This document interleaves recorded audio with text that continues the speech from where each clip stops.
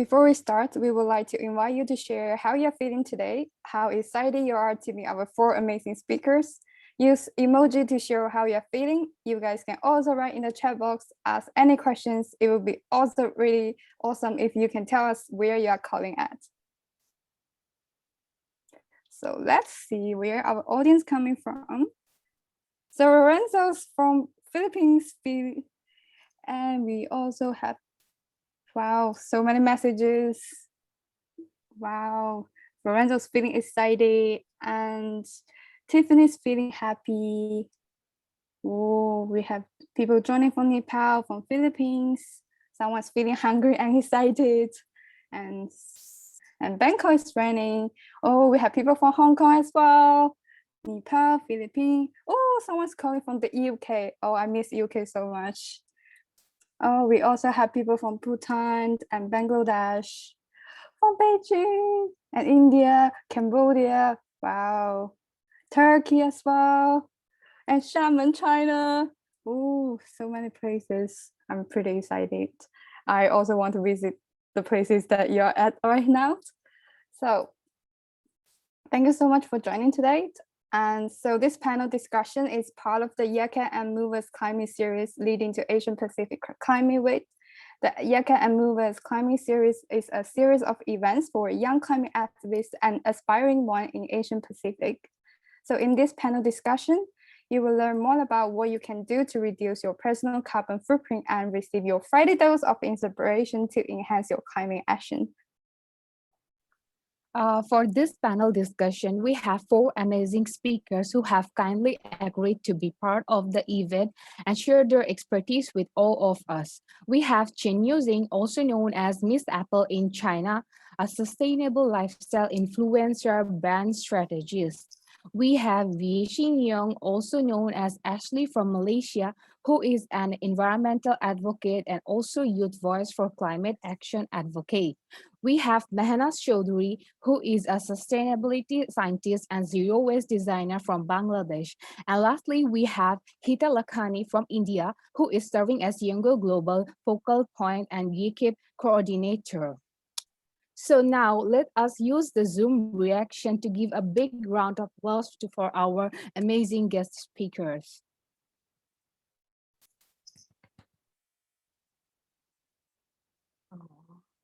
I can see a lot of clapping for everyone. Okay, now we are going to invite our speakers to introduce themselves. So we will start with Heeta.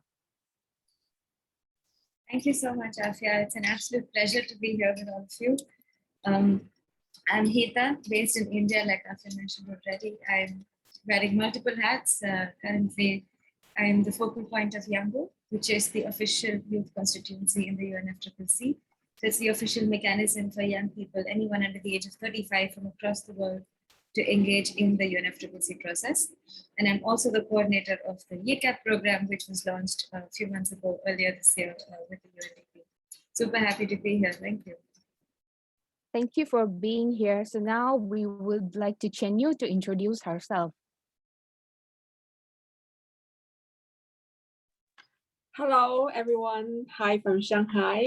I am a sustainable lifestyle influencer in China, also a book author about living Airbnbs around the world for 606 days. This is my book.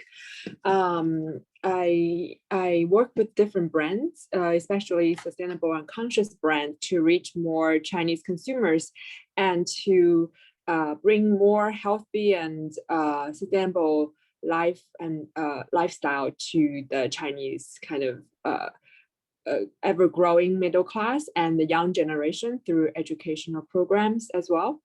And I am also an artist. I work on different drawings from pets to flowers. So very nice to meet everyone here. Thank you for being with us today. And now we would like to hear from Ashley.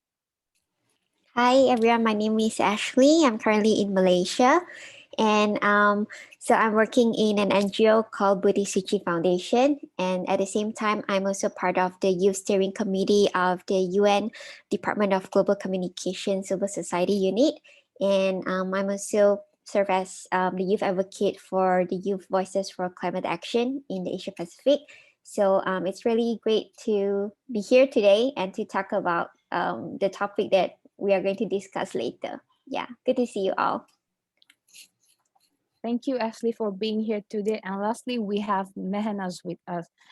We would like to hear from you, Mahenaz. Hi, everyone. Thank you so much for having me here and doing this wonderful session.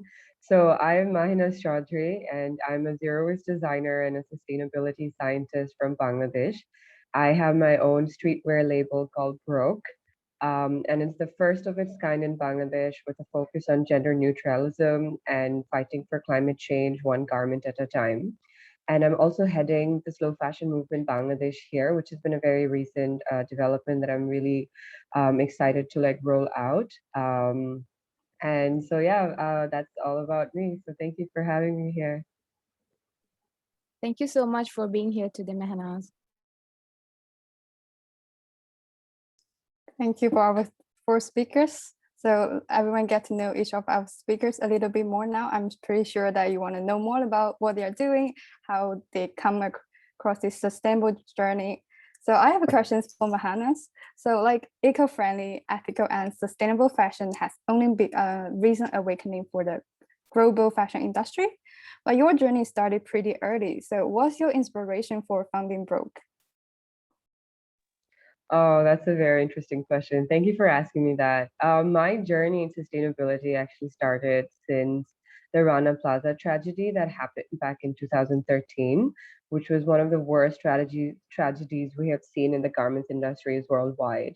As I volunteered for the Red Cross International in Bangladesh, and my experience in working with the victims that were affected during the situation kind of opened up my mind about the negative sides about industrialization and how we have been desensitized to accept the norms about the ways that industrialization kind of manipulates and employees treats their employees.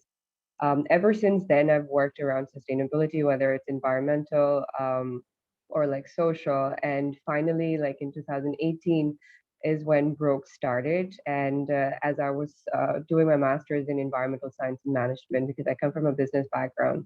So I think combining both of these thoughts of disciplines of thoughts, it helped me to understand that how businesses need to wake up to become more responsible and socially alert about how they do their things.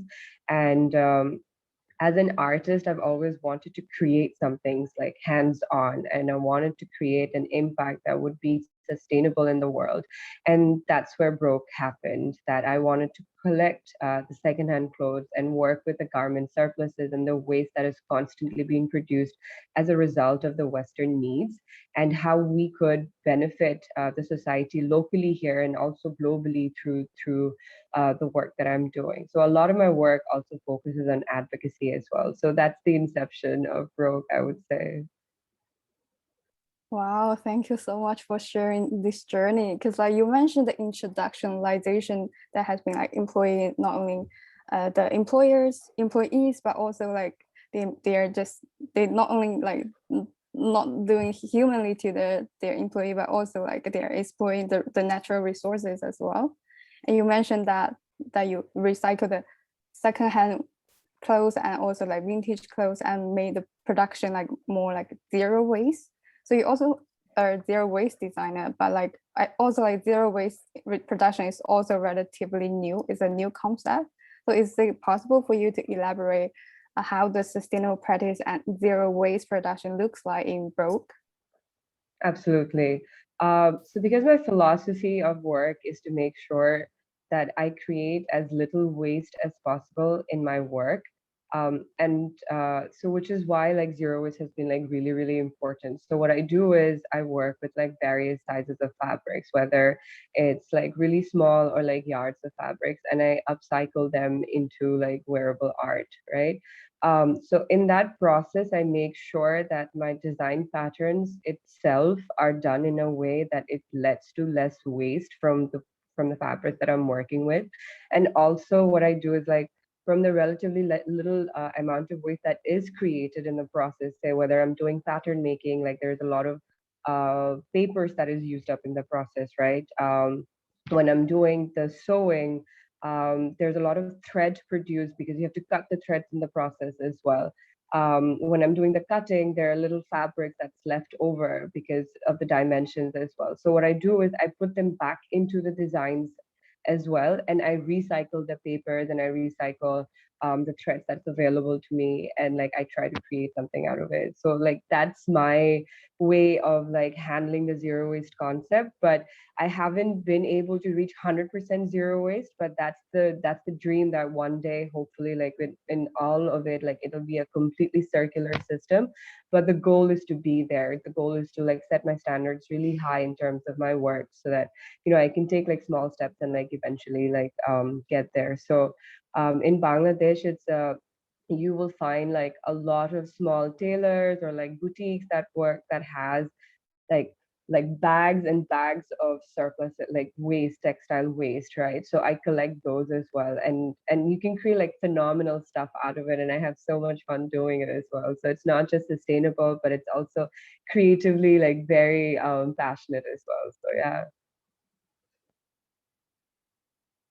So the whole process is kind of like adding creativity and artistic into a like cross transformation. And it's also like really inspiring when you mention like how you use the waste to adding to your design.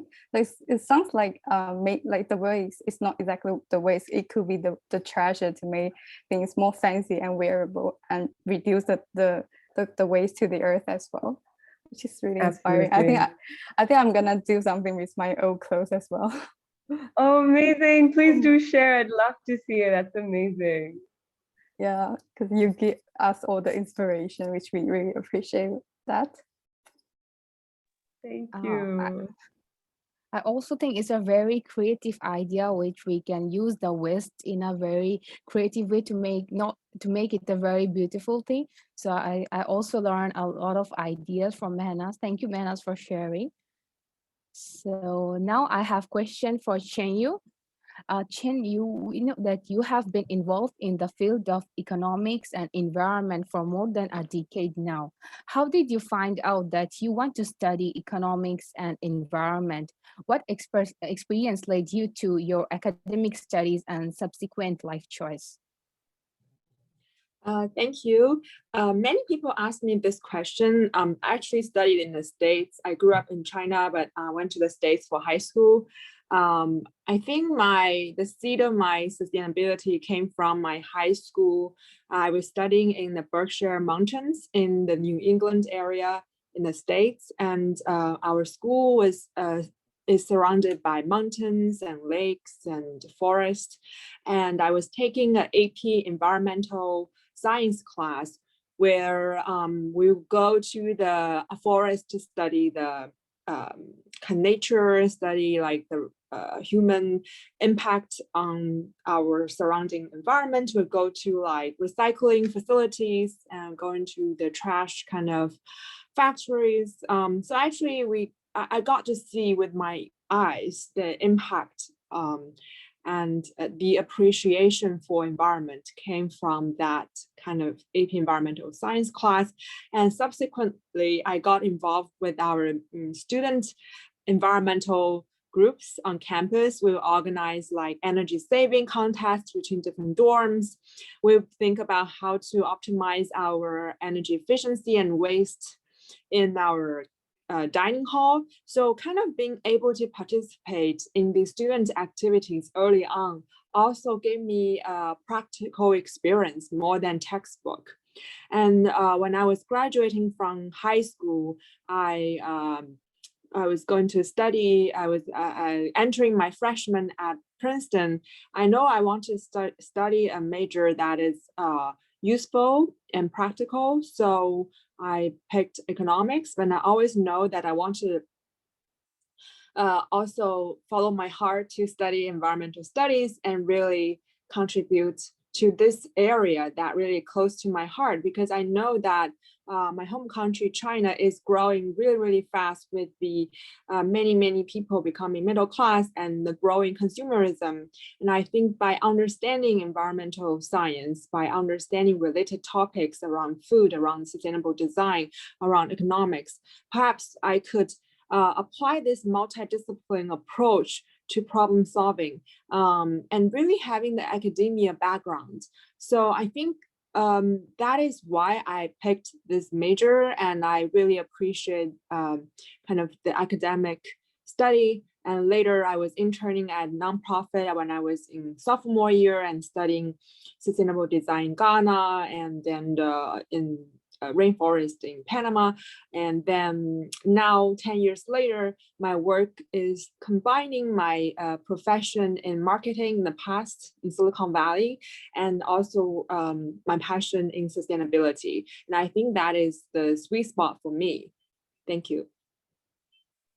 Oh, it's very amazing. As I'm also studying economics, and you inspired me a lot. Maybe I will also take one environmental class also right now. I'm feeling like I also should take an environmental class. Like I got very inspired by the way you describe it, like how it actually you affected you. So if I'm not wrong, you have been advocating a sustainable lifestyle since you entered at JUICE, which is a joint US-China collaboration on clean energy in 2010. Even after you finish your internship, you are still actively involved with JUICE. Has this experience given you new perspectives on the environment and sustainable living? Yes, interning at JUICE and then subsequently becoming the global community manager for this nonprofit over the last decade on voluntary basis has been really impactful in my approach to sustainability, because one of the key is about storytelling. It's about how you tell the story of environmental issues to everyday people that they may not really feel that the climate change or global warming is related to their daily life.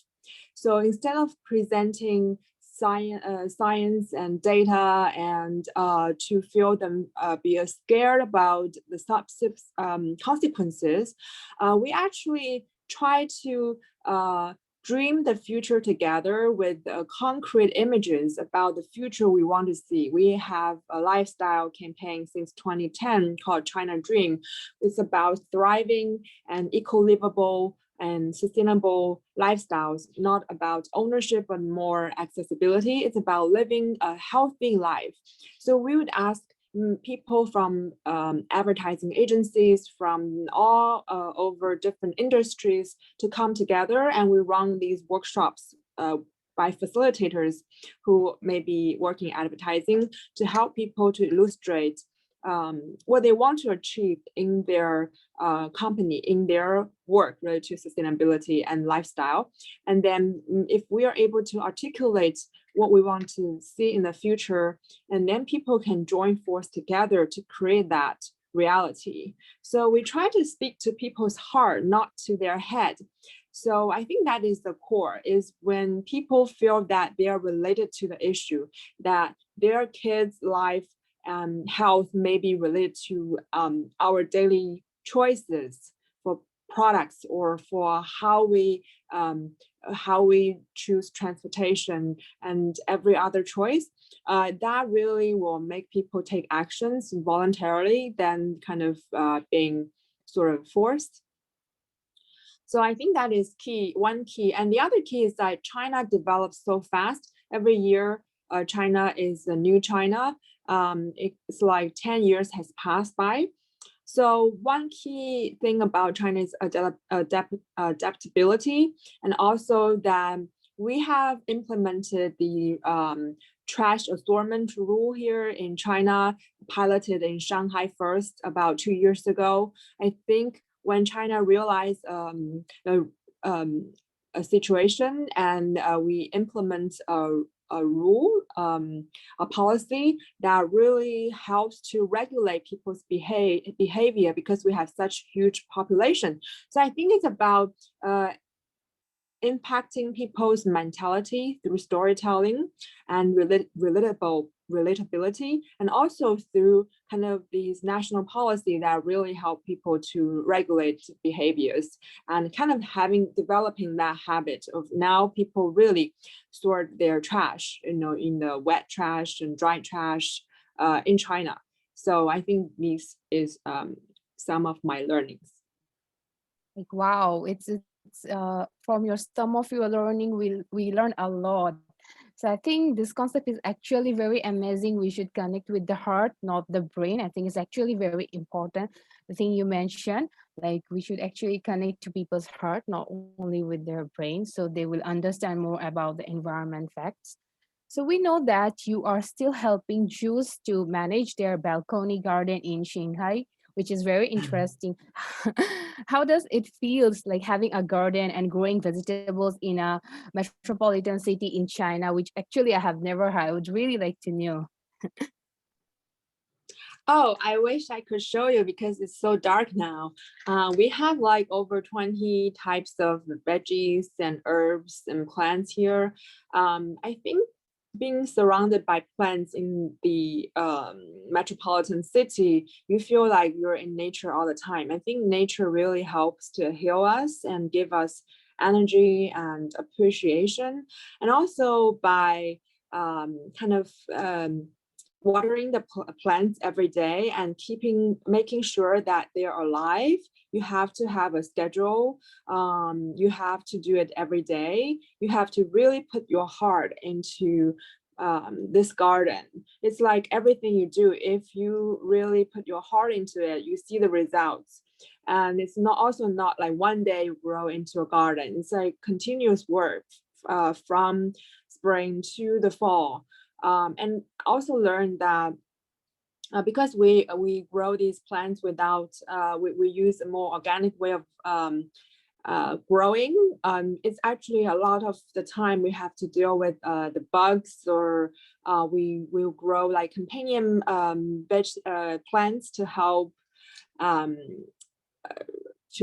with the bug situation. Because, for example, some flowers may actually their scent will, some bugs don't like the smell. So there's so much learning from gardening, and pruning is also so important for maintaining a garden. So we actually have high schoolers from international schools here to come here for workshops and for immersive days, so that they could understand gardening and connect with food. Because one of the projects that Juice has been working on since 2013 is called Food Heroes. We want more kids at an early age to understand that eating healthy is really a sustainable lifestyle, and eat a rainbow every day instead of eating a lot of junk food.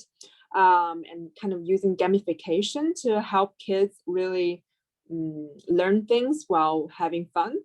So we see this urban garden an opportunity to practice sustainable lifestyle and to connect with nature every day, but also we use it as a classroom for the younger generation, because they are easier to get to buy in the idea of protecting the environment.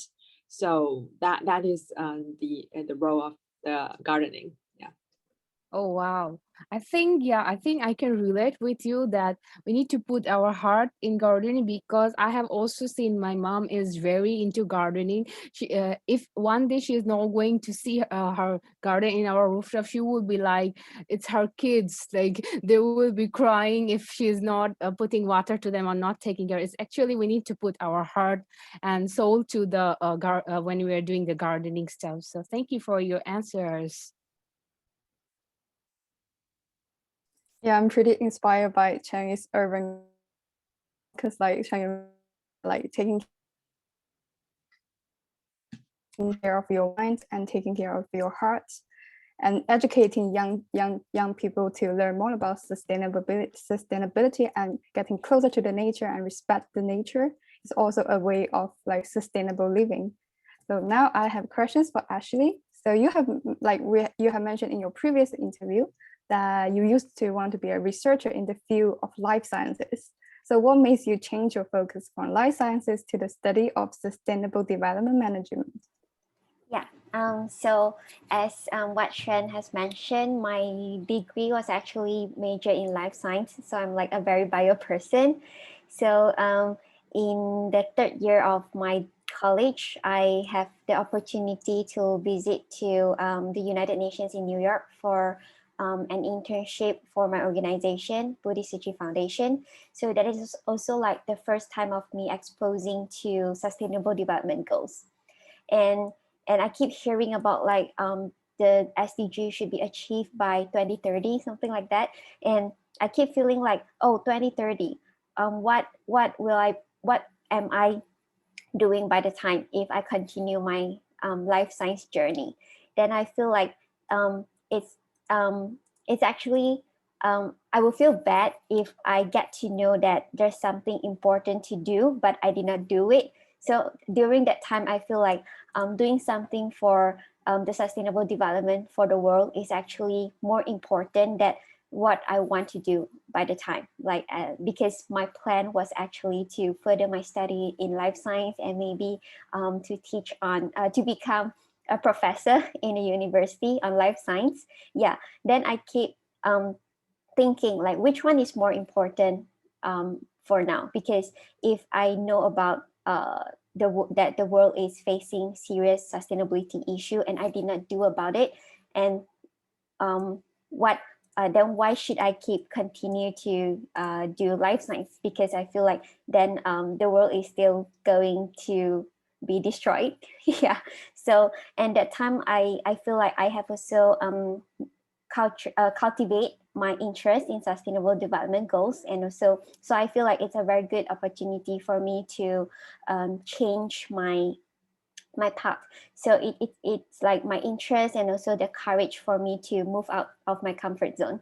Yeah, because life science is my comfort zone, right? But sustainability issues during that time is a new sector that I'm going to be dive into.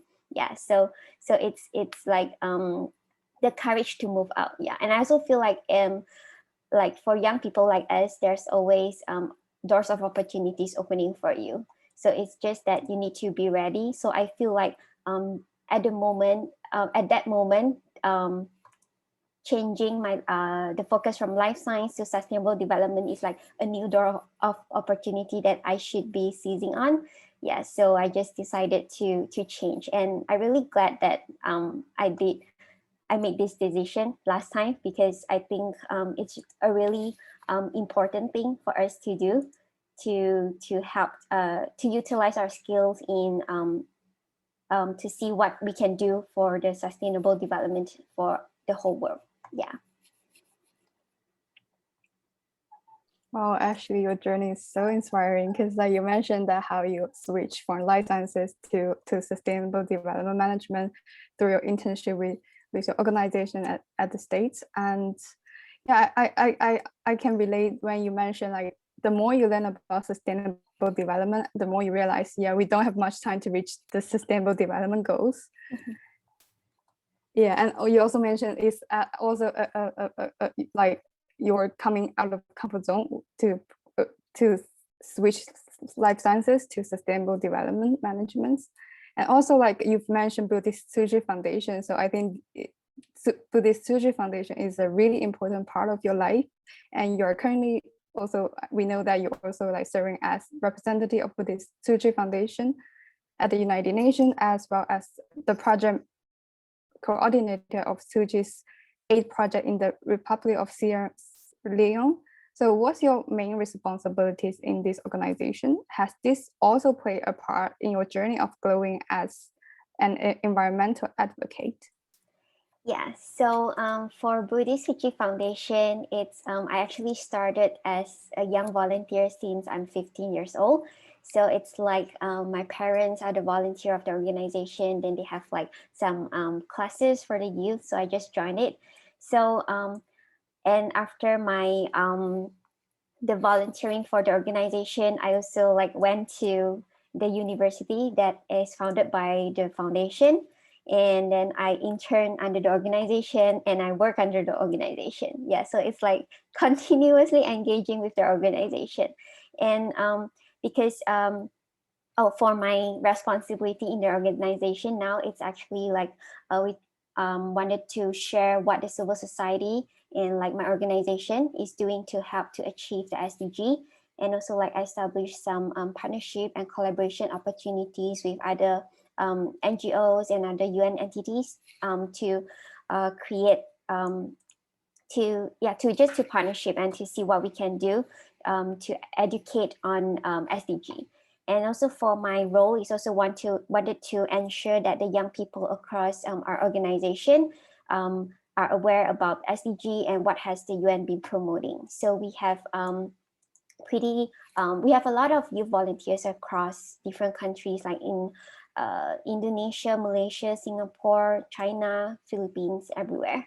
Yeah, so we just wanted to make sure that the young people in the organization are actually aware of the SDGs. And also environmental protection is actually one of the main focus in my organization. So it's like particularly on the promotion of circular economy, recycling, zero waste lifestyle, and plant-based diet. So since I started to volunteer with the organization since I'm 15 years old, I actually have already gained a lot of knowledge and exposure in climate and environmental issues. Yeah. And other than that, my organization also works in disaster relief, which most of the time the disasters that happen can be related as the consequences of climate change.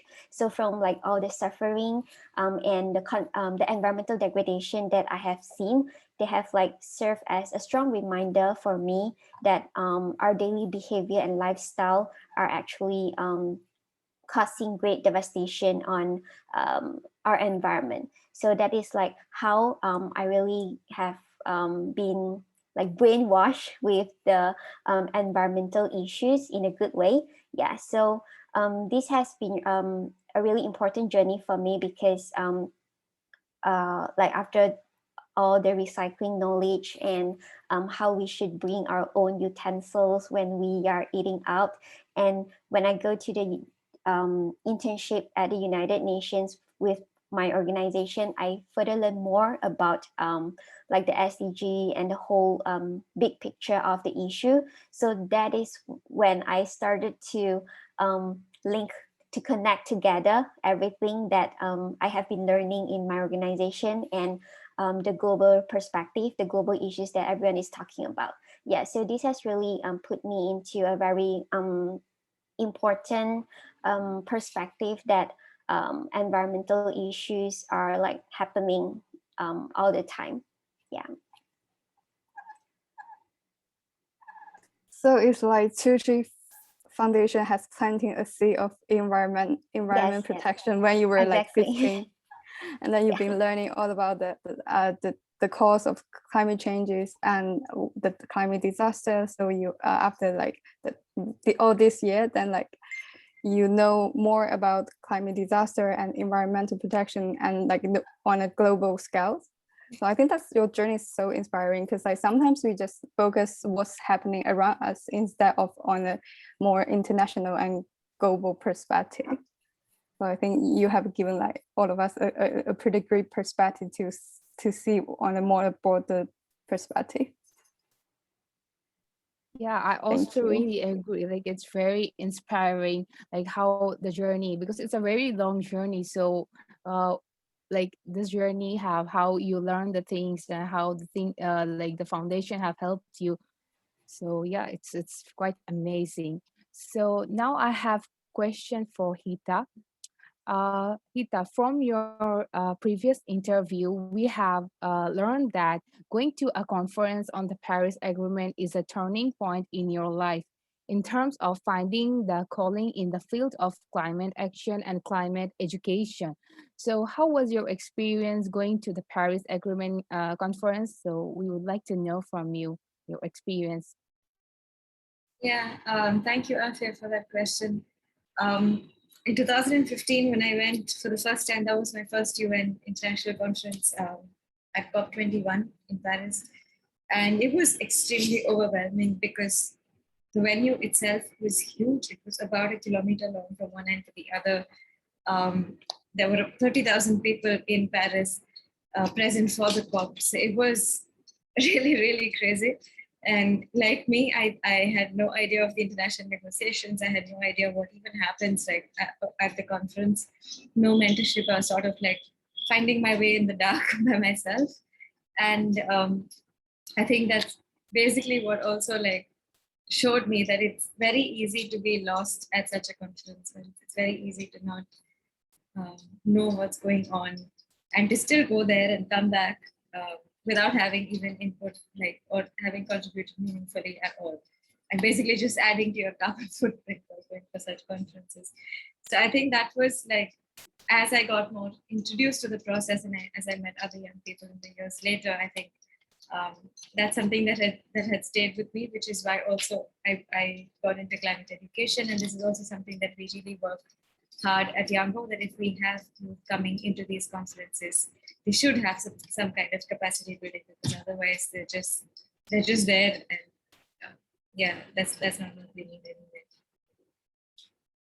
Oh, thank you so much for sharing your experience. So we know that you have you were a German translator before.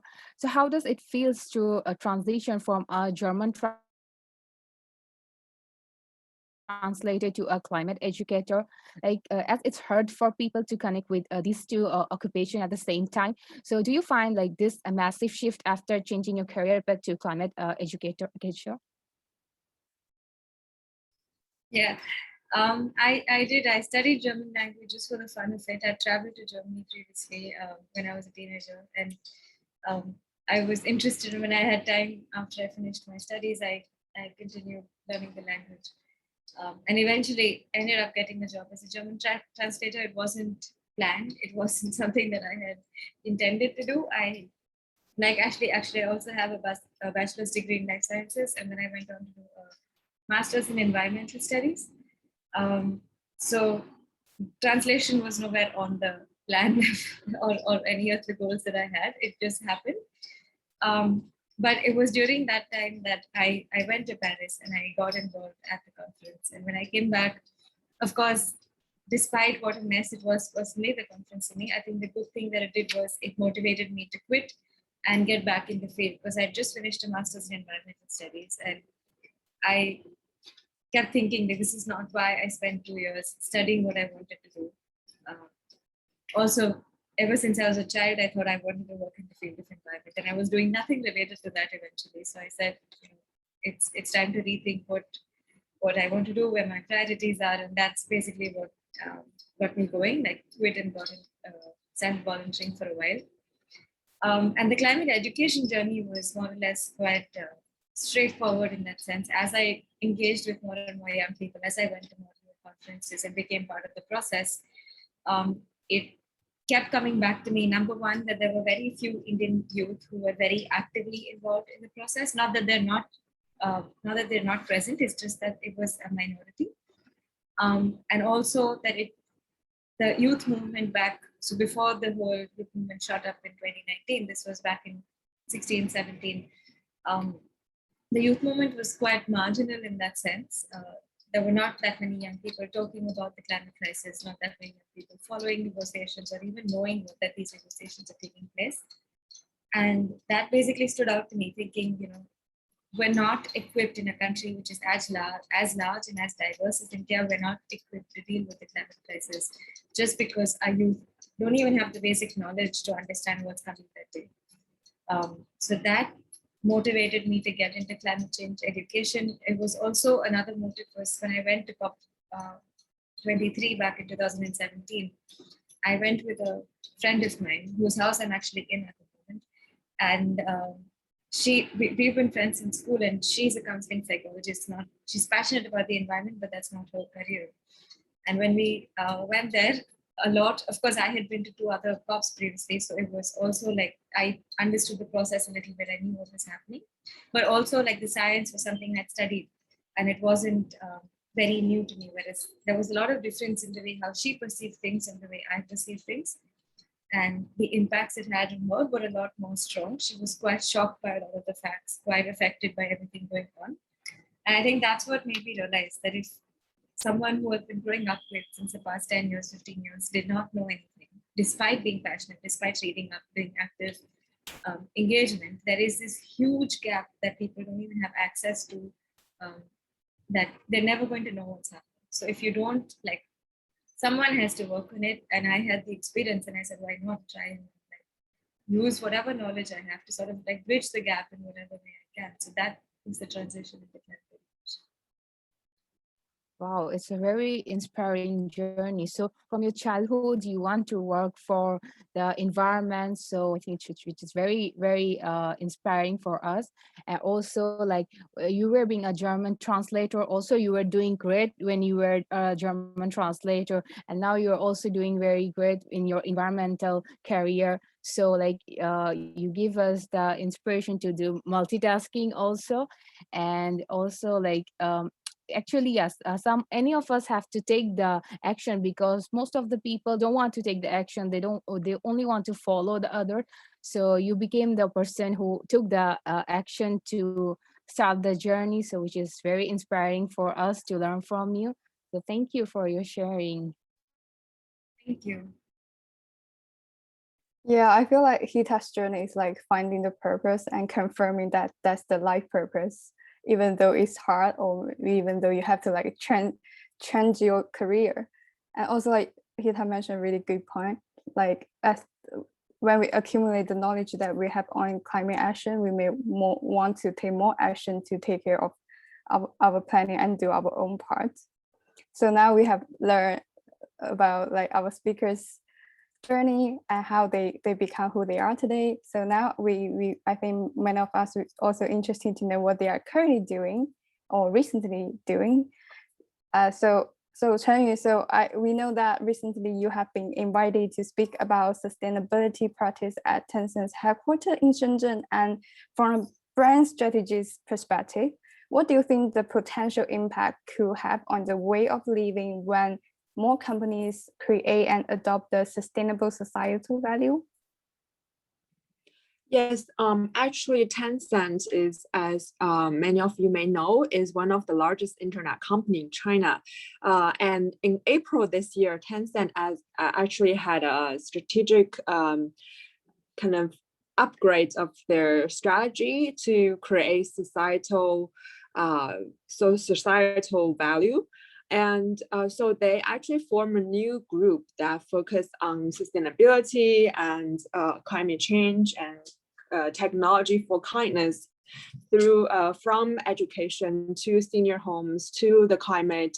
And they actually hired many professionals to tackle this issue of reducing their footprint.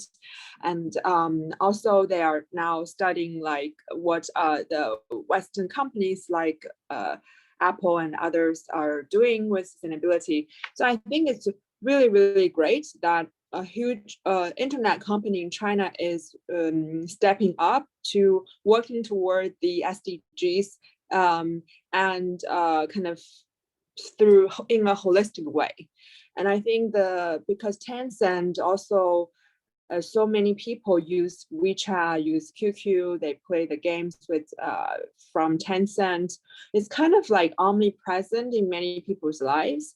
And if, say, Tencent push a message to more people to live more sustainably, and for example, to share tips about what people can do on a daily basis to shrinking their carbon footprint, I think the impact is really, really huge. And when Tencent does that, more and more companies like Alibaba or ByteDance, they all are forming these groups. So I think it's really, really positive to have the companies to join force. Yes, like when like more those big tech company like join the game to become more sustainable and promote the sustainable lifestyle and raise people's awareness on climate change. I think like they join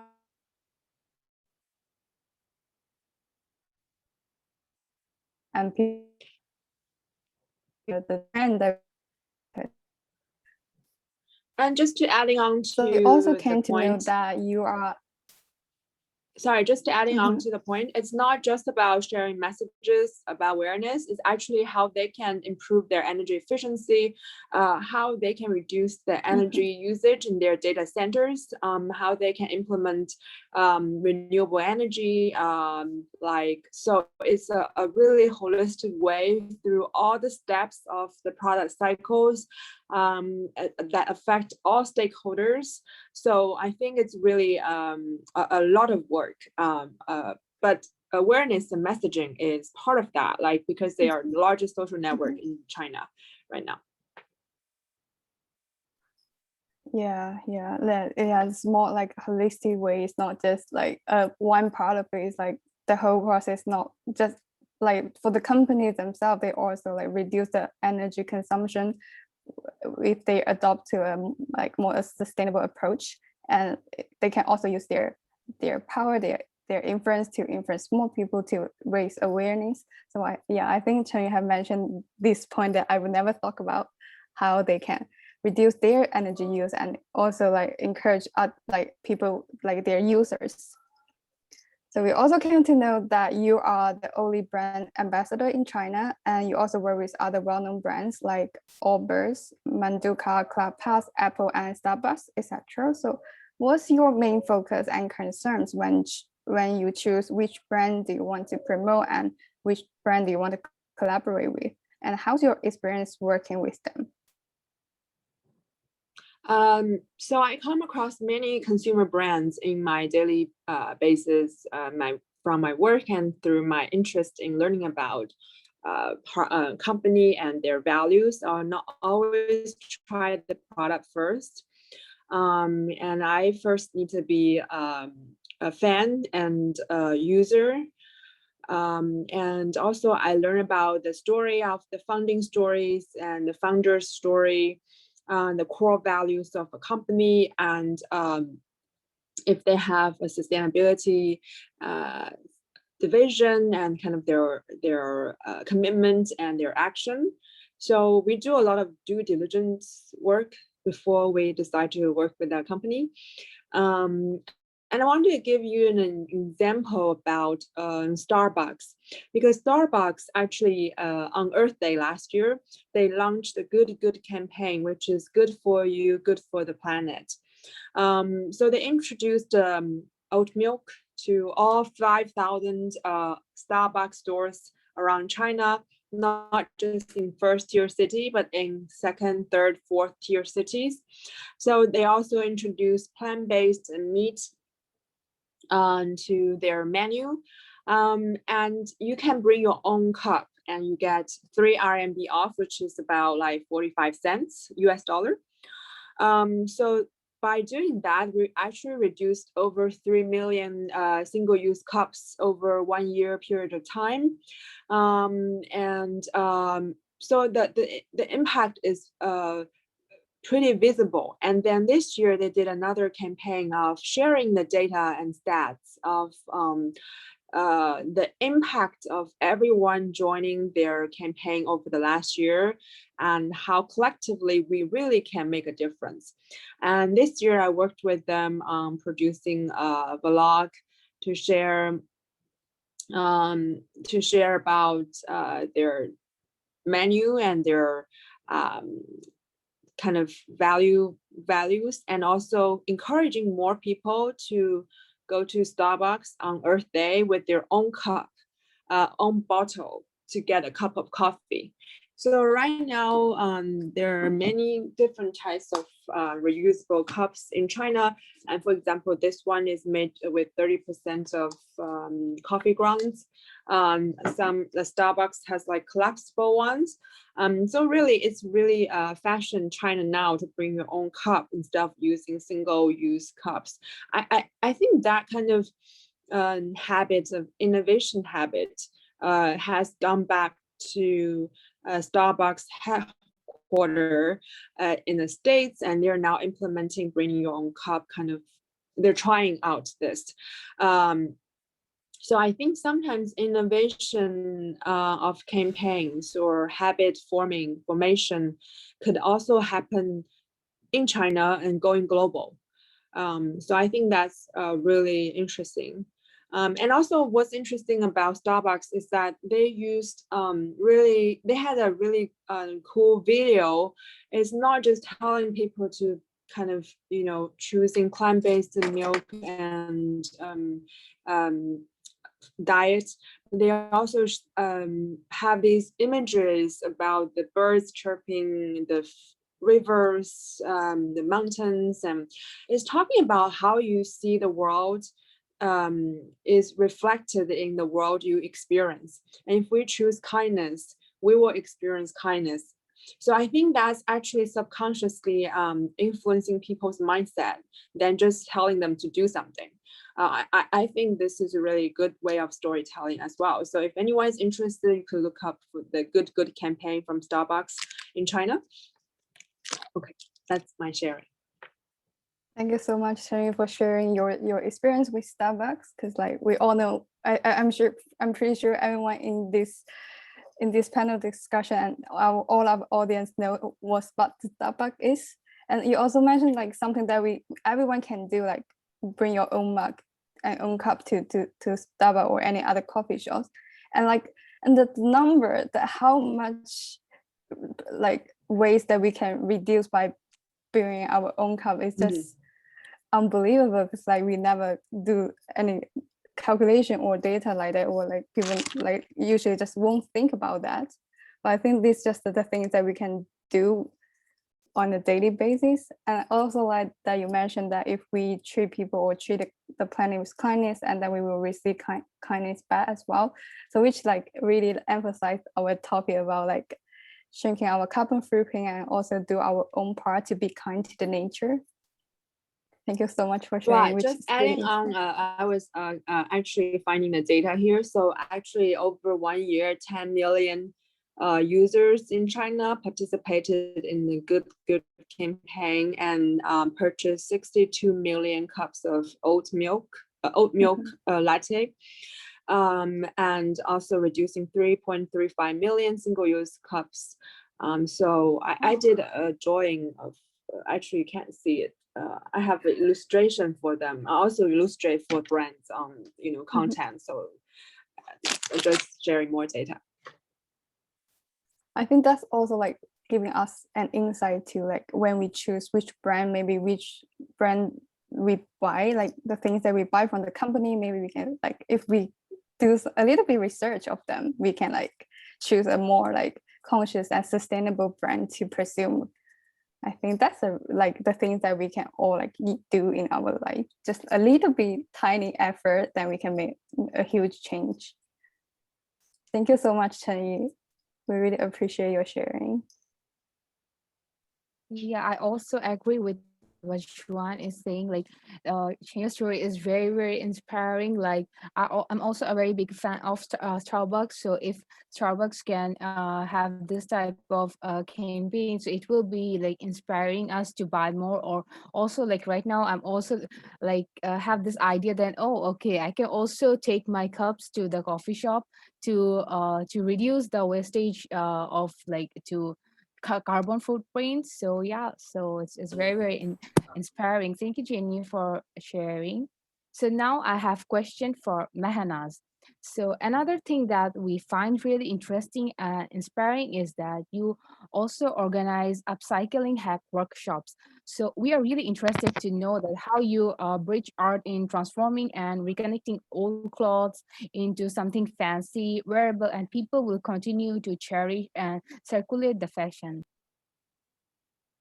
Thank you for asking me that question. I really enjoy working with the youth, and I feel that the most important part of like community-based activities is to engage in conversations that would be empowering for the youth to understand and reciprocate and be advocates themselves within their own community, within their family members, amongst their friends, right? So I've partnered with Institute in Bangladesh, which is a German institute in Bangladesh. And it's been a fantastic journey with working with them in organizing upcycle hack workshops where we had students from like different schools coming in. We had university students from ULab like joining like various workshops, right? So the idea is to connect with the essence of Bangladesh. Bangladesh has historically been played a very, very important role in the textile industry of the world. As the Bengal, as the state of Bengal, when it was when it was a part of India, now like the East India and West India, right? So like collectively, like we have played such an important role in terms of cotton production, in terms of muslin, which is one of our most famous kind of fabric produced. And we have had the roots in sustainability for over 400 centuries. I mean, it dates back to like the Roman centuries, right? Like the Roman era when we were known for what we were doing and back when trading just flourished. So it's important to understand the history of our work, and that's what I primarily work on during these upcycle hack workshops to um, talk to them about like where we come from and what we have been doing for centuries, right? So, for example, like indigo farming was a very profound agriculture-based textile production in our country, right? So, like, it's a plant-based dye that you used on fabrics and create like beautiful textures. So, when we were colonized, for 200 centuries, the British made it, we had the tax imposition, and they kind of made sure that we were like importing for like higher money, and like we didn't have like it kind of really destroyed our culture of handloom, our culture of Muslim, our culture of indigo production. So it totally stopped because the farmers were like the farmers were having to like loan out so much money and pay so much tax, so it was just not reasonable enough anymore. So these stories are what we say during my workshops. I did one indigo dyeing workshop with them, and we talked about these things, that how it happened, what we did, and why it's important for us to like restart the culture of using plant-based dyeing, right? Because you're not only just avoiding all sorts of chemical in the process, which creates so much pollution. Like on an average in Bangladesh, for example, we produce over like 400 tons of textile waste, right? And it's incredible to kind of just go through that idea that with having like 700 rivers in Bangladesh, we're known for our river sites, right? That 349 billion liters of wastewater comes from textile factories directly because of chemical dyeing, because of wash processes in jeans or like acid dyeing and stuff, right? So and like otherwise it's like how Shenzu said, like, and everybody else in the panel said, like it's important to have that story and be able to connect through storytelling, and also be able to like express your inner creativity. So as an artist, it's always important for me to like kind of like experiment with like different ways of like doing hands-on stuff and create something that you're proud of. And during these workshops, that was the idea that the students were able to create. And it's a 2-day process, right? So it's a very engaging process. You're very into the thing that you're doing, and we did it online, so which was even more interesting because during the pandemic, like we couldn't go out, obviously. So we did the entire thing online, and it was just so fascinating that due to technology, we were able to like still connect the dots. And after the workshop, the students felt so amazing for creating such beautiful textures that they could keep for themselves. And it's something that they could easily do as well because these are so easily available, like the indigo dyeing. So that was one. And then we did another one where with the school students from different parts of Dhaka, where we asked them to like bring their old clothes, and they had to upcycle it. So we asked them like, what was your favorite superhero? And they named a few. And the idea was that they were going to work in groups online and create a superhero character that fights for climate change. And they were going to draw that on their garment and sew that and like paint it on their garment. So it's not just like upcycling, but it was also like how they perceived what they wanted to do within their community. Because before we started the workshop, we asked them like, what are the basic problems that you see within your environment, right? Like starting from like plastic pollution, starting from seeing like clogged water issues because they're living near the industrial areas, which are like highly polluted and the waters are almost dying. Currently, like we have like almost two rivers which have completely died, and them being the main source of like income, livelihood, water, drinking, like health, everything is like connected to it. So they were able to understand the like the repercussions of their action, that it's not just about upcycling, but through little changes what they can do and how they can communicate about that idea, because they're taking something solid back home and they can show it to their parents and talk about it. It gives them an avenue to like have that conversation, that why did I make this garment and why is it so important for us to save water, to conserve water, to wear secondhand clothes, to keep using your clothes in like different ways, and find creative ways to like make sure you don't have to throw away the garment and replace it again. So that's something that was really, really fun. And they came up with so many ideas of upcycling their other old clothes so that they can wear it over time, or like hand it down to their friends or their relatives or their brothers and sisters, and be in that process of like breaking the stereotype of wearing secondhand, right? So there's so many things. It's just not about I mean, one garment has so much impact, like in terms of social environment, culture, and breaking that stereotype of like, oh, like why do we have to wear secondhand, and like why am I going to wear something that is so old, especially during the age of fast internet, like everything is so instant. You constantly have to be up to date with the recent trends, and especially like teenagers and like university students, they always want to be relevant with what's happening, right?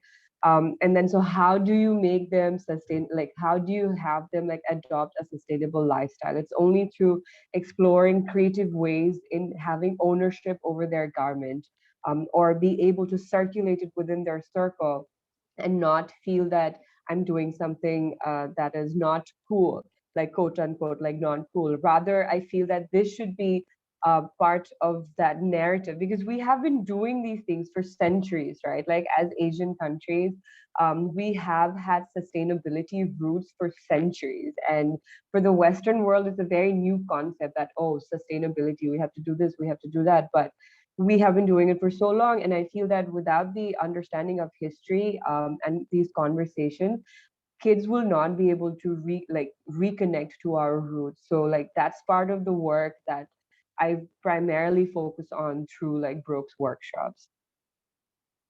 Wow, it's really amazing, like how you doing in your workshop. You're putting our culture and our history to, you're letting the young generation to know. It's actually very important for us to know the whole history behind it.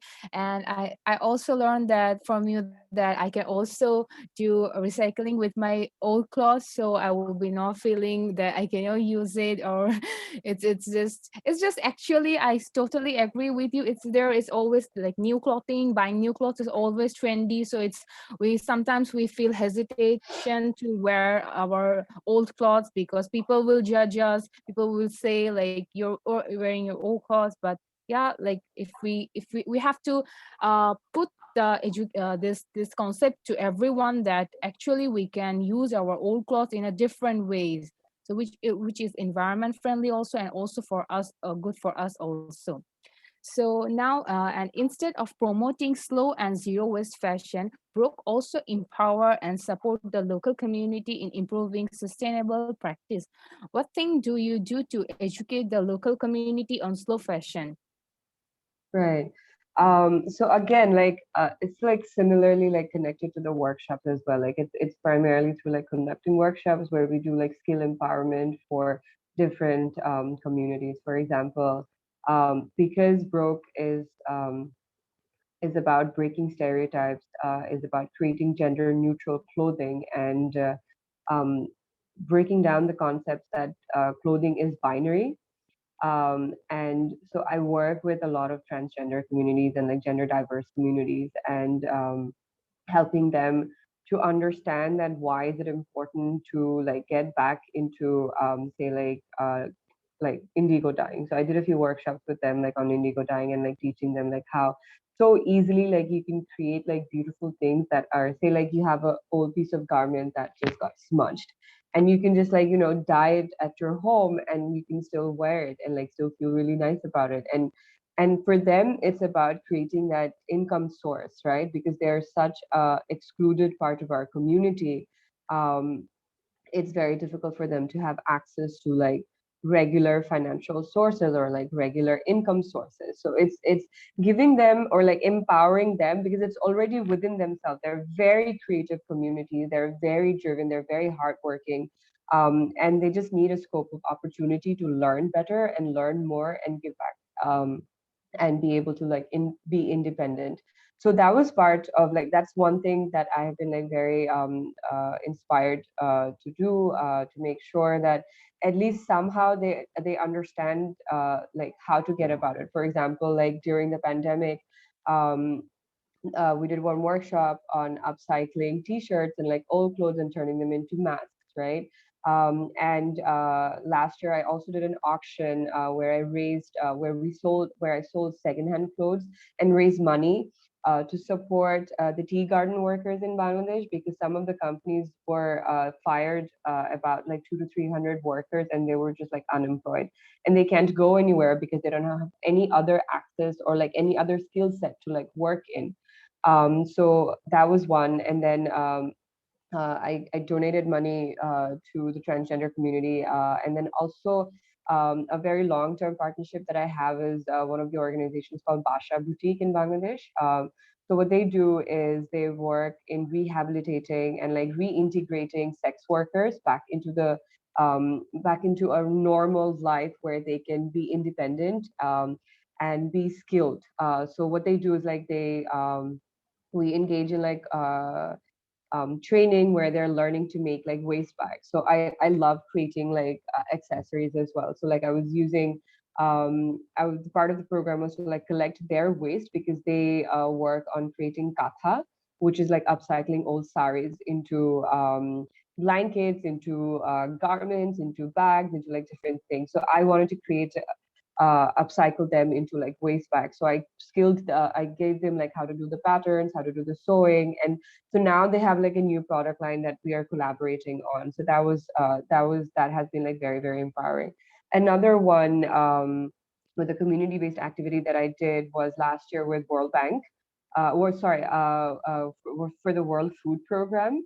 For the Rohingya community in the Cox's Bazar area, where we worked with about 90 refugees to empower them with like different skill sets of sewing, pattern making, and upcycling.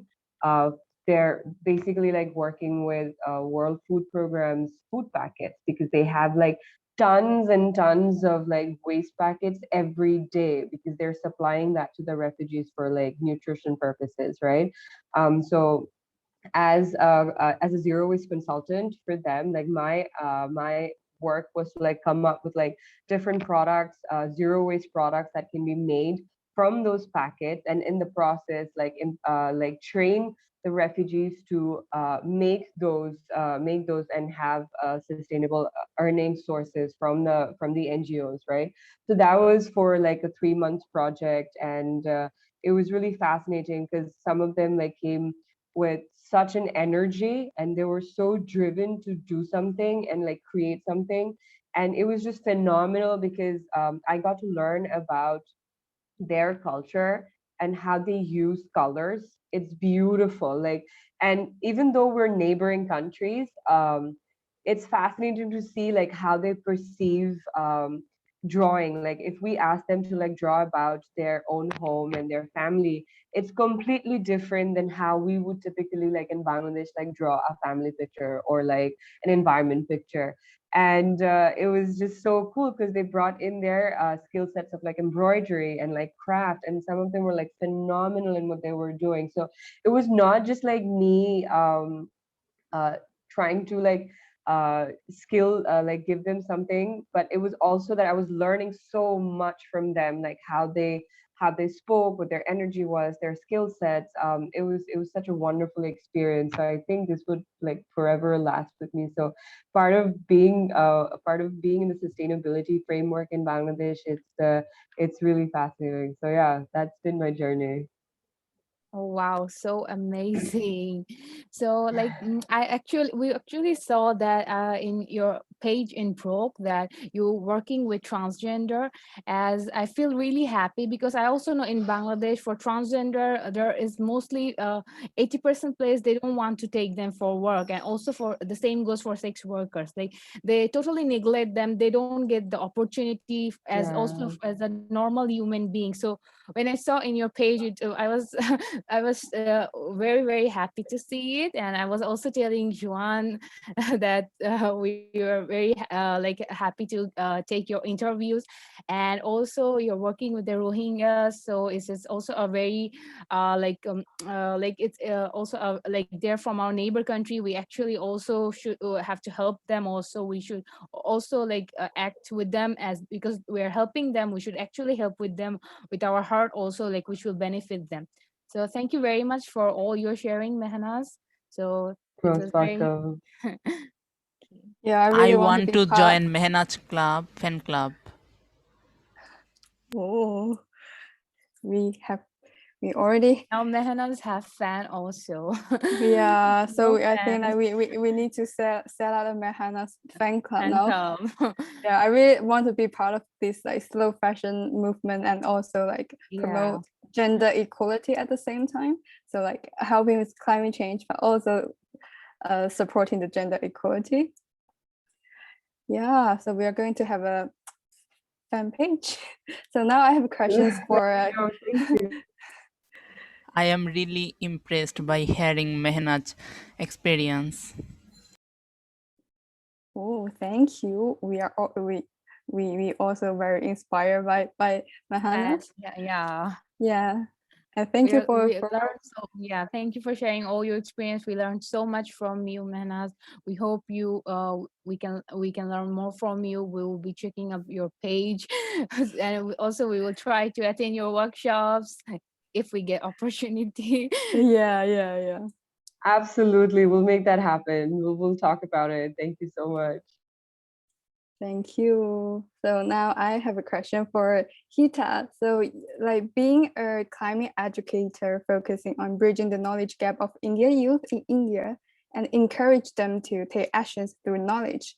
How did it feel like to be one of the pioneers in India on climate education? Have you ever encountered like any challenges in this journey, and what motivates you to keep going? Yeah, thank you so much for that question, Juan. I wouldn't actually call myself a pioneer in climate education. There are quite a few people working on environmental education in different forms across the country. I think or at least what I would like to believe that makes me stand out is trying to bridge the gap between the knowledge and the action. So trying to ensure that once the education, once they understand what the basic concept is, how do you put that into practice? How do you create changes in your own life, maybe in your home, maybe in your community, maybe for school, wherever that is. And I think that's the thing that I have been trying to advocate for throughout the entire process. There are quite a few people working on environmental education, working on different sort of different parts of climate or environment education. And now climate does a lot more people are now talking about climate as well. But there is still a severe lack of action, whether it's at the individual level or whether it's at the policy level. So definitely, I mean, in terms of challenges faced, I think it hasn't. So first for me, it was to try and find the right audience, right? And I wanted to work with kids because from whatever experience I've had so far, it's number one, it's a lot more easier to explain to a child. They will understand what you're trying to say a lot more faster than an adult will. And if it hits the right spots, if you're able to connect with them, they will try and put things into action as much as they can. So if it's something as simple as littering, if they see someone, if they're on the street and if they're with their parents and someone has thrown something out the window, they will point it out and say, don't do it. It's a lot different when you're telling this to an adult, even basics like this. So the simplest way that we began was for me to go back to the school where I studied and tell them, hey, I want to take a few workshops with the students and try and see, because I didn't have a whole career, entire system planned on like what the curriculum would be. I was very, very new in the field. And it wasn't the easiest. It took a while. Like I had to knock on quite a few doors, and I think eventually what works best is, because I was an alumni of the school, they couldn't blatantly refuse like what a few other places did. And that was one way to get in. Another was from a school of a friend of mine, and someone who was my friend's father's school, and he had taken it on my school when I studied. So people I knew. A lot of the work that I did at that point was volunteer based. Nobody wanted to pay for this. So I did whatever I could in my free time, along with having other jobs to pay the bills, so to say. We also slowly then the program grew organically to understand how we want to convey our material. What exactly do we want to narrow it down to? Because talking about the climate crisis in general, mentioning everything that's happening, even though you make it understandable, it gets quite overwhelming. There is so much thing of the world, and if you really have to just list out all the impacts for a child, it's just they're going to be like, "My God, I can't do anything." You have to shut yourself out, which is usually what happens when people talk about the climate crisis. It's such a big issue that you feel, Hello. A person segregating their waste, or trying to limit the amount of waste that you're generating, or anything else that might be like using public transport, for example, is not going to change the situation. And that is true. That's entirely 100% true. Like, just individual action is not enough. And I think this is like what I wanted to make. So slowly, I think the curriculum also like kept growing organically. We're still tweaking it as we go forward, but we've at least now formalized into a program for schools, for school students, on what topics we would like to focus on, how precisely we would like to make, basically how we'd like to make these students take action, sort of also handhold them a little bit through the process, because if they don't get the support system Please that they speak need. slowly. I cannot understand. I'm sorry. I will try and be a lot more slower. Sorry. Yeah, this tends to happen only. So yeah, basically trying to work with the students on how they can take action, providing the mentorship, providing the support that they need. Because after the knowledge, after the science, after the basic, it has to come into action. And a lot of the time, especially now in the virtual world, now that they're not even in school, it's harder for that to happen, because you can't give them classroom projects. You can't expect them to make changes in their own schools or in the areas around where they can be mentored with their teachers. And it's also harder at home, because it's probably one or two children in the house living with a few adults, and it's not easy for the child to make these changes. It has to be a systematic, like they have to be guided through it so that they don't feel overwhelmed if it's not working out. And I think that's what we're trying to do. How do we make an education plus a mentorship program on where slowly the older batch of students then become the mentors for the younger ones? So create a chain reaction where I don't necessarily have to, because my limit as one individual is only this much. But if we can create the network, if we can create the community, the impact is already multiplied. So yeah, it's not been the easiest journey, but I think it's also not impossible. And I think as long as you're passionate, as long as you're willing to pursue whatever that might be, in my case, it's climate education, but it could be anything. Definitely, I think people can reach scale heights and move mountains as you'd like. Thank you so much, Heeta, for sharing your journey and how this is like not an easy thing to do, but your perseverance and how I'm finding how important it is to educate young people and school students to learn about the climate action and how educate them with more knowledge related to climate and environment. So by organizing like workshops and having like school programs to equip them with the knowledge so that they can started to take action.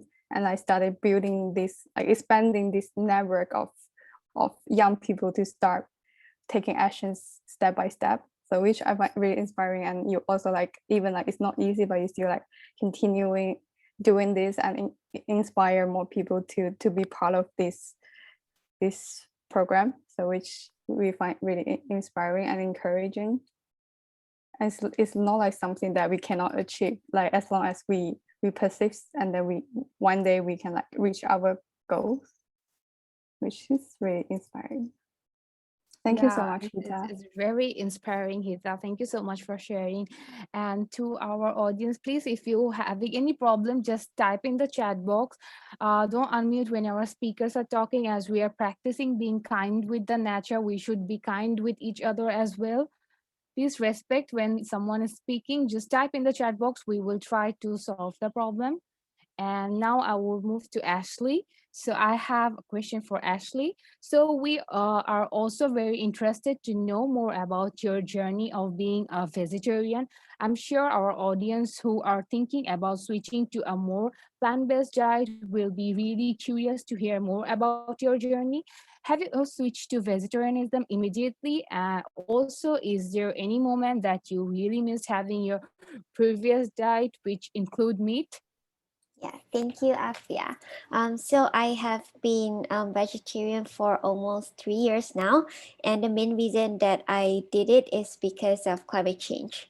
Yeah, so like after I understand about how agriculture and animal agriculture are actually causing a lot of greenhouse gas emission and climate change. So I decided to change my diet, because like diet is actually similar to how we are encouraged to bring our own cups, our own containers for takeaway food and takeaway drinks. It's something, diet is also something that is something that we can do every day, and you could like start any moment by now. Yeah, so switching to plant-based diet is actually a very it's like I'm still eating meat today, then I change to full plant-based diet tomorrow. It's like immediately change. Yeah. And I think it's because how I really understand that our behavior and the decision that we make in our food plate are going to affect our environment very seriously. So I think it's also important that you need to and the mindset of like aligning what I advocate and my action, it's quite important to me. So I don't want people to feel like I'm advocating for environmental protection, but they see me eating meat. So it's kind of weird. Yeah, and I will also feel bad. So like, for example, if I educate the young people in my community that, the reason of climate change are transportation or animal agriculture, but then they saw me eating meat. Yeah, that is feel like really bad. So I think it's really important that we need to apply what we are advocating in our life to our own action. So then you will feel good when you do that. And I really did not about the question that any moment that I missed about my previous diet. I don't think there's any for now, because like once you switch to plant-based diet, you will feel all the benefits and all the good. Like you feeling more healthy, and you feel like every time you pass through like maybe some goats, some cows, you're like, oh, I'm not eating these animals, I feel so good. Yeah, so it's like once you have the feeling of empathy to our environment, to the other organisms, I think you will feel that it's no reason to go back to the animal-based diet. Yeah, and I hope there'll be more people trying to go with plant-based diet. Yeah, thank you. Oh, wow, you inspired me to also to go to plant-based diet. So like, yeah, as I'm also thinking to start my journey, so I'm getting all the I have a question. you can write in the chat box. We will try to answer, but please don't unmute yourself. So yeah, you inspired me also to be vegetarian. So yeah, maybe at first it's not so easy, but later when we get used to it, it's not hard. Like we feel good that we are not eating it. We are being showing empathy to the animals also. And also like, yeah, if you're working for the environment and things, you have the responsibility to practice also. So yeah, we have so much to learn from Ashley also. Thank you, Ashley, for your sharing.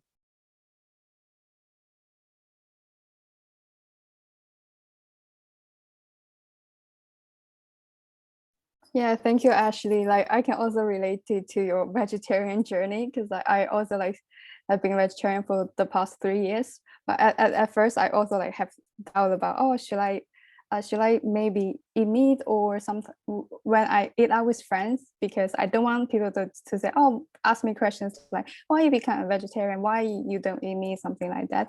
But I also like become like really strict about it after I watched documentaries about how our diet can influence the climate change and how that can do harm to the animals as well.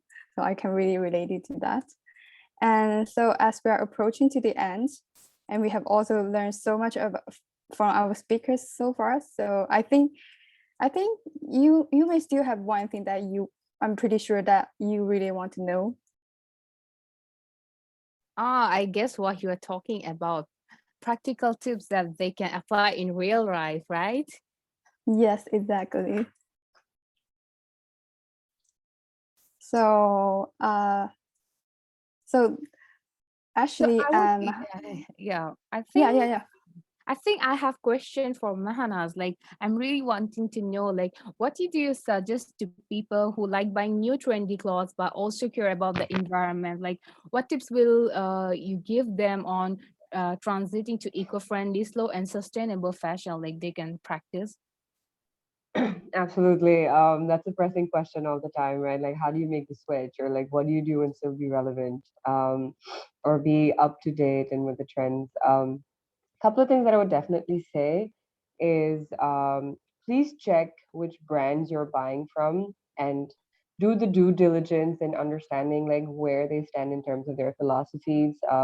How do they do the sourcing? What is their standards of like fair wage in terms of their employees? How are they measuring their environmental impacts? Um, Majority of the majority of the retail, or like majority of the brands do not have that mapped out, and you should be able to like kind of understand or like find out whether they're authentic or not, because you can completely get washed away with the greenwashing concept, and it's so difficult um with every day, like there are new and new companies coming in like claiming to be authentic, or like claiming to like actually be like sustainable clothing suppliers, or like secondhand clothes suppliers. So it's really important for you to do the research. I know it's a lot of work, but honestly, trust me, the kind of gratification that you get at the end of the day in knowing that how exactly your clothing was made and what impact it leaves in the environment and socially as well, you would feel so much better, and you would treat that garment more respectfully as well, I feel. So one is doing the research and finding out what brands you're buying and what they're doing in terms of social and environmental impact. The second would be, if you do need to buy, you can buy secondhand clothes. There are various options, like in like nearby areas that you can like find out. There are different kinds of apps available online as well, that gives you access to like information, or like access to like the clothing consignments shops that does secondhand clothing. Third would be to upcycle. Basically, you can clothes swap with your friends and get access to like really cool stuff. Because what happens is that we are not utilizing majority of the clothes in our wardrobe at any given time. It's always that we're using about like 20 to 30% of the clothes that we own. So the rest of the clothes are just sitting there. So if you create your own clubs of like clothes shopping with your friends and family, you get access to their idol clothes, and it's just really cool. So that way you can feel like you're wearing new clothes. Because some of the clothes turns out to be like they're not even worn like once, or maybe like worn like once or twice. So they're practically new. Or like there are clothes, like for example, I have clothes from like 15 years ago. I have clothes from like 10 years ago. And they're in good condition, and they're all of them are fast fashion brands, right? But what I did was, it's my experience that I'd like to share with everyone. It's something that you could probably do as well, is maintaining your clothes, right? Um, in order to like keep the longevity of it better, so that you can maintain it better, you're washing it less, you're drying it less. So there's so many ways you can like make sure that a fast fashion product can stay with you for a longer period of time, for like 5 years, 6 years, 7 years, 10 years, right? And not only it's just, I mean, you're saving so much water in the process when you're reducing the amount of like wash cycles after every garment, because a lot of carbon footprint is also created from the post-consumer behavior, right? Like, for example, like washing machines are an absolute no-no, right? Like they use so much amount of water and electricity in the process. Like it's just unwise to do that. So I feel that we can just like use like cold water is a better way to like go about like washing clothes as well. So there's so many interesting like sites as well that you can look into to like find out about like post consumption behaviors and like tips that helps you better. And So yeah, so like clothes swap, taking care of your clothes, and buying secondhand is definitely a big go for me. If you need to buy, I'm an idealist that I go against consumption as much as possible, because I feel that there is no need for mass consumption at all. And so I do like small batches myself, which is the idea that you don't need to constantly be wanting to like wear something, right? And I feel that if you understand the psychology behind like garments, it would automatically make you question so many things. And I feel like so many youths are already involved in doing in understanding their habits of consumption, right? Like it's not necessary. I mean, you don't really need to have like you don't really need to buy like every day or like every other day and like have like a wardrobe full of clothes that has no meaning or like no purpose. So like what are you really doing with those clothes, right? You're just creating that cycle of like replacement. So yeah, so I feel to like just be mindful about why you need that garment. For example, if you are going to a shop, it's a really good habit to like have like a checklist of like what exactly are you looking for, because we do a lot of impulse buying. And like for example, like if you like you didn't plan on buying a couple of clothes like t-shirts and jeans, but you end up buying like so many other things just because it's on the impulse and you're acting on it. So I feel if you have a checklist, it's so easy, like you know exactly what you need, and you know what materials you're buying. Just being cautious about like not wearing like non-polyester fabrics, because it leaves so much carbon footprint, like not only in the process of making polyester based fabric, because they're all made from crude oil basically, right? And that's why it's just so cheap, because of the manufacturing processes.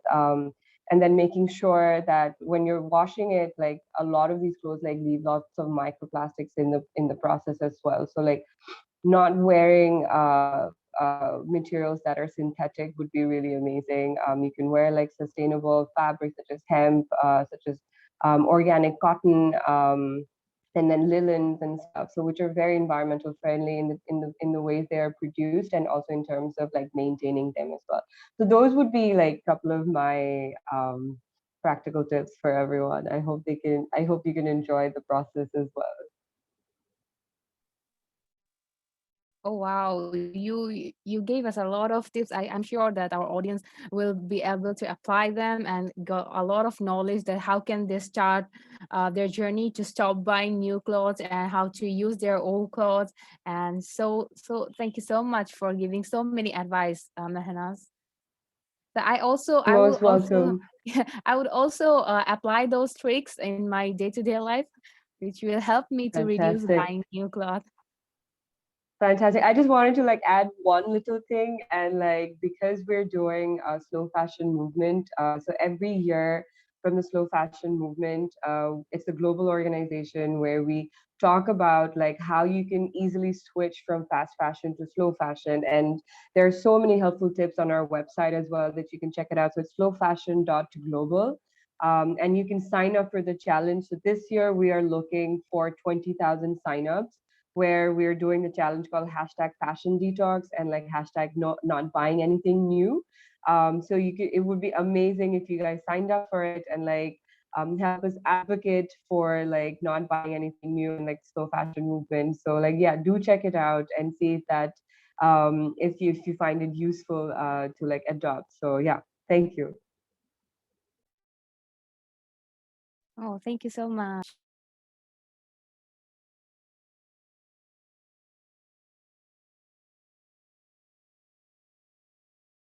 Thank you so much, Mahenaz. I think we already got many tips on how we can recycle our clothes, how we can do like clothes swap and sign up for the slow fashion movement as well. Yeah, I think like swapping clothes or buying like secondhand is like circular of a fashion. It's like it's like positive circle that like yeah, if the clothes that you don't want, but maybe some other people will find it, oh, that's something that I've been thinking about for a long time. So I think like this is something that I plan to start like doing like a clothes swap after hearing all the inspiring tips. So now I want to learn some tips from Chenyu as well. So like as a sustainable lifestyle influencer in China, so do you have any practical tips on living a more conscious and sustainable life that you would like to share with us? So I know you're pretty creative and artistic when it comes to recycling and making things into artwork. Yes. First, because China is quite developed with subway system. Like in Shanghai, we got 17 subway lines. Every major city has many subway lines here in China. So I always try to take public transportation whenever I can. I think that's in the city or in your country's situation, because in China we are kind of more control with the pandemic situation right now, so we're able to take public transportation. So I'm saying that in when the circumstance allows, I always take public transportation when I can, and also it really saves time because you don't have to stuck in traffic a lot of times. And also like grow herbs, like propagation, your own basil or mint or rosemary is quite easy at home. Even if you don't have a balcony, if you have some sun or a little window sill, you can grow your own herbs and start developing a relationship with the plants and the nature around you. And also like growing some plants at home, like there are some like plants are easier to maintain than others. And also like make a conscious choice to ask if you really need something. And I try to buy things that's a good quality that can last for a long time. Like my yoga mat has lasted for over 5 years now. So I think sometimes quality really over quantity. It is also another important factor. And also, I think because I lived in Airbnbs all over the world for over 2 years, a lot of my hosts, they are Craigslist experts, or they go to yard sales or secondhand fairs. They would find furnitures or other household items that really have value, but maybe other people have let go. So I think this is another really great way of not necessarily need to buy new things, but actually finding values in secondhand items and also having fun, or maybe decorating it or refurbishing it. Kind of, it's also could be a project with your family. So I have been collaborating with different brands, and we have these sustainable home guides where we recommend different tips with my drawings. Actually, recently on the World Environment Day on June 5th, we went to Hangzhou, the West Lake, and we had a hiking and picking up trash in the tea plantation. We actually collected 28 kilogram of trash during this plogging activity. So it's a great way of eco-friendly fitness as well. You could do it with your group of friends or your school. You can see you're making a big impact, because a lot of companies or corporates now reach out to me and saying that, how can we feel that we are doing something good for the environment and we feel good as well? So I think this kind of group activities is a great way to make the employees really feeling that they're having more hands-on and immersive experience and are really making an impact. So these are just a few tips I want to share, and I'm happy to stay in contact with everyone on my Instagram, which is Chenyu Z, like my first name with Z. Okay, we can, I keep sharing information on my social media as well, but also in my Chinese social media, 苹果姐姐, Miss Apple. Thank you so much, Chenyu, for sharing your valuable practical tips. So please do follow Chenyu on Instagram, which is ChenyuZ. And also, like Chenyu have mentioned, that some practical tips that we can easily apply in our daily life. So like taking public transportation or grow ups in your household if you can. And also, like when buying stuff, like think about quality over quantity. Think twice before you made the purchase. And also, like if you can buy secondhand, then you can just buy secondhand, go into yard sale to see maybe there's something with good quality, but like they cost less as well. And also join some group activity to maybe, and for it's also a great group experience, but also like the practice of like protecting the environment as well. And thank you so much for sharing. I think we will continue learning from you by following on your social medias. And really thank you. Yeah, like Chenyu's advice is really inspiring. Like can learn a lot from Chenyu. So now I have question for Heeta, but before I ask Heeta any question, like there is question from audience. Like I think audience wants to know more from Heeta, like how you are inspiring young students. Like yeah, what I try to do is basically what I mentioned previously. Try and give them the knowledge and the education on various topics. Break it down, make it absolutely relatable to local context, so that we're not just talking about polar bears in the Arctic, which kids have probably never seen.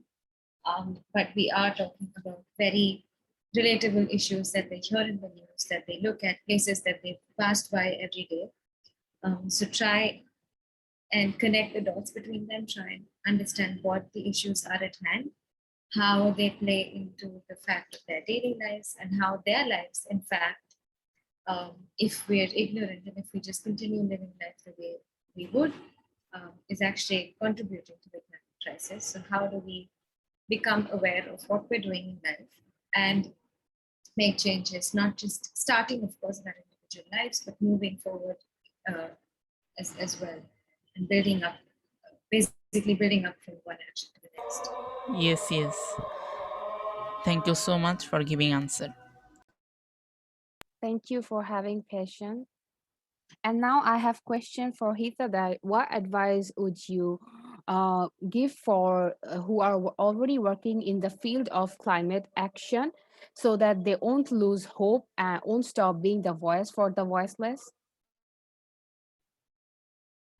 Yeah, this can, the space itself can, just because of the amount of time people given because you're passionate, can become quite draining. It can lead to you wanting to make changes, but not being able to see the change happening right in front of your eyes. It's a slow process. Sometimes we don't see it. Sometimes it takes just too long to be able to see what the change is happening. And it can get exhausting in that sense, but it can also make you question why you're putting in so much effort and where it's going to lead, and whether that effort is actually going to have any meaning and create any change. And I think that's quite normal. This is not something that we should be extremely worried about. Of course, these thoughts happen at different points of time to everyone. But I think the point is to keep in mind that we're in this for the long run. This is a marathon and not a 100-meter sprint. So we need to realize that we have to train ourselves. We have to take breaks without leading to burnouts. If we are burnt out, it's going to be impossible to continue what we're doing ourselves.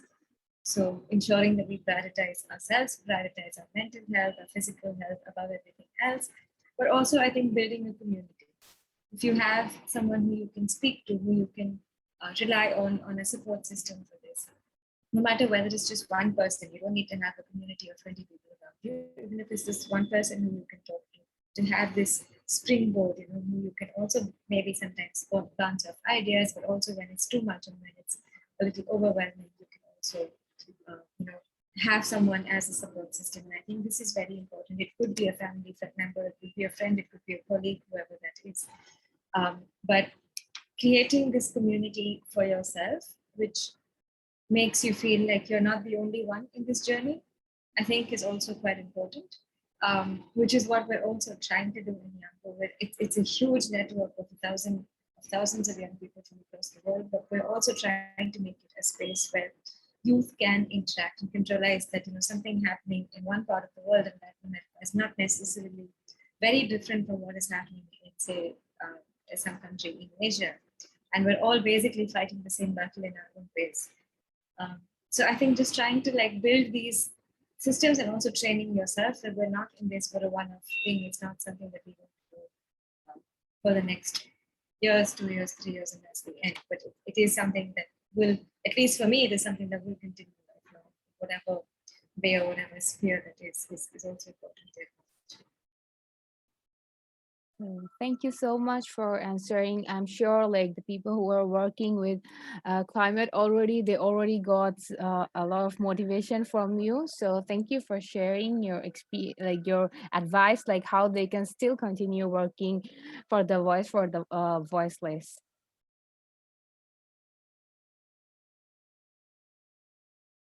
Yeah, thank you, Heeta.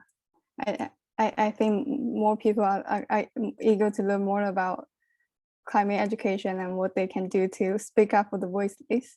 So now I would also like to ask Ashley, do you have any tips to share with us on the action that we can take on a daily basis at the individual level to protect the environment and combat the climate change?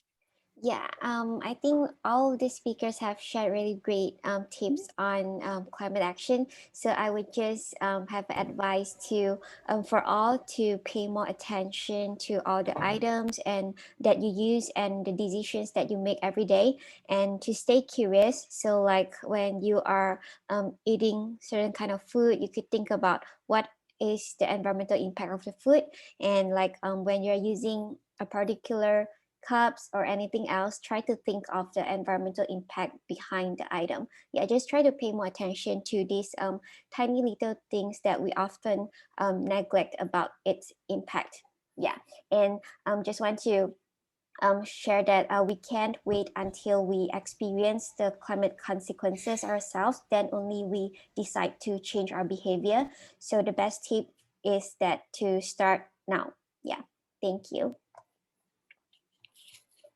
Thank you so much, Ashley. So I think we already have so many tips from our 4 amazing speakers. So I think we all can start now, because all the tips are really actionable. So we really do hope that after this panel discussion, you will all take action on your daily basis to do your own part to be kind to the nature. Yeah, it's really amazing to hear from our speakers their advices. I know, as I also can say that I learned a lot from them, and I will start practicing in my life. And as we are approaching the end, any last word any of our speakers want to say, and if our audience want to say, they can write in the chat box. Yes.